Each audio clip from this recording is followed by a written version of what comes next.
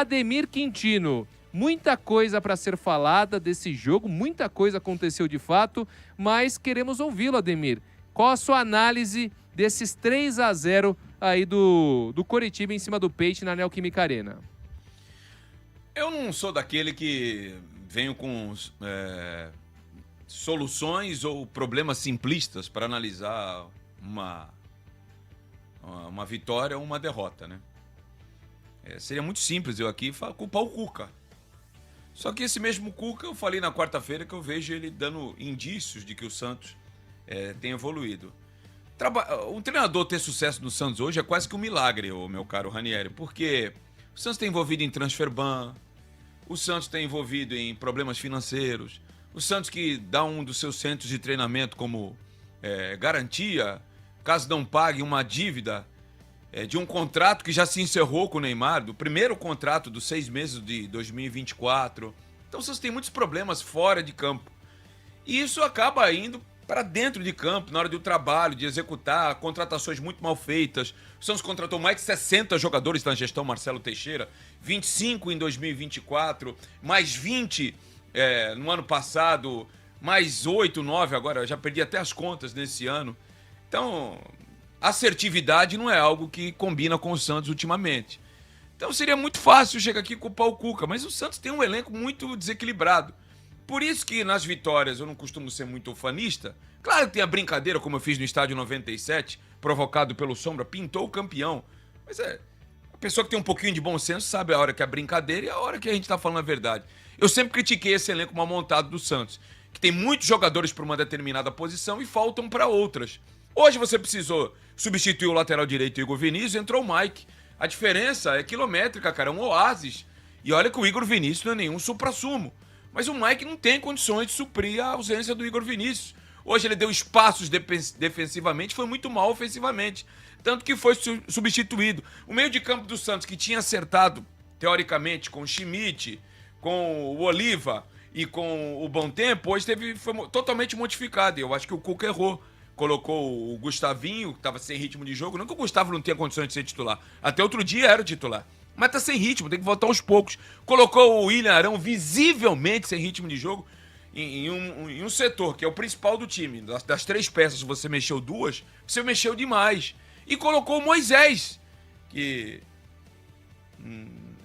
olha, é duro falar isso, mas entrou morto no jogo. O Moisés não foi sombra do que o Barreal foi no jogo passado contra o Curitiba lá no Paraná. Ou seja, o Santos ganha desse mesmo Curitiba no Paraná por 2-0 e não consegue fazer uma apresentação decente. Por quê? Porque o elenco é muito desequilibrado. E as tomadas de decisão do Cuca não foram assertivas. Tanto que ele retira os 4 jogadores que eu citei. Ele retirou o William Arão durante o jogo, ele retirou o Gustavinho durante o jogo, ele retirou o Mike durante o jogo, ele tirou o Moisés durante o jogo. Pô, se isso aí não foi erro...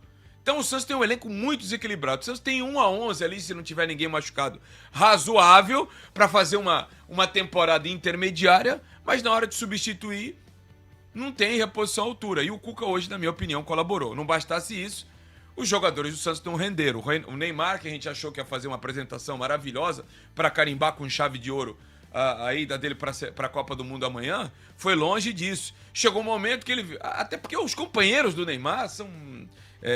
não tem a qualidade que se deseja. O próprio Ranieri falou um momento, se ele recebia uma bola do Verratti lá no Paris Saint-Germain, se ele recebia do Iniesta, do Xavi e do Messi no Barcelona, no Santos ele recebe de outros jogadores de qualidade técnica muito piores, né? Teve um momento que ele fez o movimento em diagonal para receber a bola no facão do Escobar. Tu jura que o Neymar queria receber essa bola com qualidade do Escobar? Não vai receber. E aí ele começou a tentar voltar para receber a bola atrás. E eu não acho que o Neymar tenha mais condição física para fazer isso. Arrastar lá de trás até a frente, com aquela velocidade que um dia ele já teve, em razão das lesões e por tudo que aconteceu na carreira dele, ele não consegue.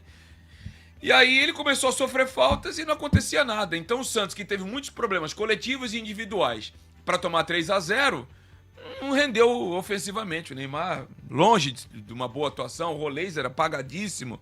Bom Tempo também. O quarteto do Santos, que costuma funcionar quando o Santos se dá bem. Bom Tempo, Barreal, Neymar e o Rolês, o Barreal já não estava no jogo. Entrou no segundo tempo e ainda foi expulso. O Bom Tempo apagado. O Rolês Não veio pro campo. Teve uma hora que o Cuca pegou, a televisão pegou, ele falou: ô, Roleza, como é que é? O jogo começou, quando é que você vai entrar? E o Neymar entrou junto por osmose e também por não ter desempenhado nesse jogo. Então foi uma sucessão de erros que culminaram com esse placar acachapante. A defesa do Santos, eu que sempre brinco aí, o Pelé da zaga, eu acho o Veríssimo um zagueiro decente, um zagueiro confiável, mas hoje falhou. Falhou novamente. Ele já tinha falado contra o Bahia e hoje falhou. Foi mal no jogo. Então tudo isso culminou para que o Santos, em 38 minutos, já sofresse uma cachapante derrota de 3-0. E ela só não foi maior porque o Curitiba tirou o pé. O Curitiba não quis mais nada com o jogo. A vontade do Curitiba era furar a bola e deixar o tempo correr. E o segundo tempo o Santos fez as modificações, fez 3 de uma vez. Entrou o Gabriel Barbosa, entrou o Barrial, que depois foi expulso. E para mim, foi muito bem expulso, porque ele deu uma entrada criminosa no melhor estilo samurai, Bruce Lee, em cima do Breno Lopes. Quando ele percebeu que ia perder na corrida pro Breno, que já tinha dado um tapa pela esquerda na frente, ele vai lá e dá um golpe de arte marcial. Aí o Santos ficou com 10 homens, aí depois a lambança, na hora da substituição, no papel tá escrito lá 31, que é o Escobar que vai sair para a entrada do Robson Júnior. E aí, eu não sei se o César Sampaio falou que era o Neymar que estava sendo atendido com um problema na panturrilha. E aí uma zona descabida. Agora, o que vale é o papel. Se o César Sampaio mandou ou não erradamente, isso é uma outra história. O que vale é o papel. E, novamente, a arbitragem acabou falhando, na minha opinião. Não foi isso que decidiu o jogo, é óbvio, né? Mas a arbitragem escalou o time do Santos na prática. Isso é uma interferência direta no desempenho técnico da equipe, né? Eu nunca vi isso, nem na várzea de Cubatão, né? Eu acompanho o futebol profissional aí há uns 45 anos, entendeu? Isso não pode acontecer. Isso não pode acontecer. Eu fui até dar uma olhada aqui nas regras enquanto iniciava o meu comentário. No futebol profissional, isso configuraria uma interferência absolutamente irregular da arbitragem na autonomia técnica da equipe. Então, mas isso aí não ia mudar o resultado. O Santos foi muito mal e eu não estou querendo aqui oportunizar, mas quando o Santos ganhou do Curitiba, começou um monte de gente aí. Aí, Ademir, pô, tu só critica, aí tá classificado. Será que essas pessoas vão aparecer hoje? Não vão aparecer. Não vão aparecer. Por isso que eu digo, o torcedor tem direito de mudar de opinião constantemente. Uma hora tá bom, se ganhar tá bom, se perder tá ruim. Eu, como profissional, não, cara. Eu tô aqui para comentar em cima da minha convicção. Eu acho que o time do Santos foi muito mal montado. É a 6ª maior folha salarial do futebol profissional do Brasil. E não tem futebol da 6ª maior força. Tanto que o Santos tá lá embaixo. O Santos pode entrar para a zona do rebaixamento hoje, dependendo do resultado do Grêmio e Bahia. Então a gente tem que ter bom senso nessas horas. Claro que tem hora da brincadeira, principalmente do programa Estádio 97, né? Mas na hora de falar sério, esse time tem problemas. E o Cuca tá dentro desse problema macro administrativo e financeiro do Santos, tá tentando realizar um trabalho. Só que hoje não estava inspirado e as tomadas de decisão dele, na hora de mudar o time, ele tinha que necessariamente mexer no Schmidt. Ok. Agora, as outras peças não precisavam mexer. Vamos ver o que ele vai falar no vestiário. Mas ele não precisava mexer no Oliva. Ele não precisava mexer no Barrial. Ele também teria que mexer na lateral direita, já que o Igor Vinícius teve um quadro febril. É uma manhã para se esquecer. Foi uma partida horrorosa. A pior jornada do Santos no campeonato e uma das piores na temporada. E agora é recolher os cacos para enfrentar o São Lourenço de Almagro quarta-feira pela Copa Sul-Americana e depois um confronto direto diante do Grêmio no final de semana que vem pelo Campeonato Brasileiro. Deu tudo errado para o Santos e espero que o Luan Pérez, que entrou no começo do segundo tempo e 6 minutos depois recebeu uma bolada no rosto, esteja numa situação tranquila e nada de pior tenha acontecido com o ser humano Luan Pérez. Quanto ao time do Santos, vai ser isso. É uma briga constante pelo troféu 45 pontos, lutando pelo rebaixamento até o final. E para não dizer que não falei das flores, muito santista entrou aqui para ver se eu tava pistola. Cara, eu tô começando a ficar numa situação que é a pior possível pro ser humano. É de se conformar. Porque não dá para eu ficar pistola com um elenco duvidoso que o Santos tem. Tá bom. Não dá, cara.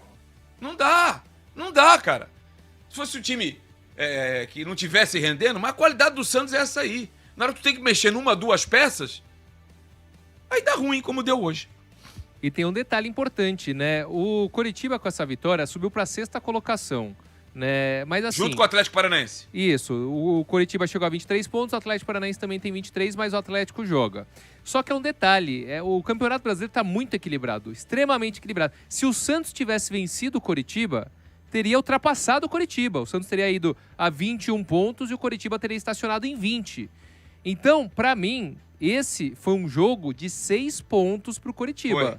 O Santos, porque o Coritiba está em sexto agora, o Santos está lá embaixo na porteiro da zona. Mas ia ser uma mentira, né, Ranieri? O Santos em sexto lugar com esse futebolzinho era mentiroso, né? Não, sim, mas o Coritiba é um time que mesmo na sexta colocação, Ademir, eu acho que no segundo turno ele vai ser um dos que vai brigar para não cair.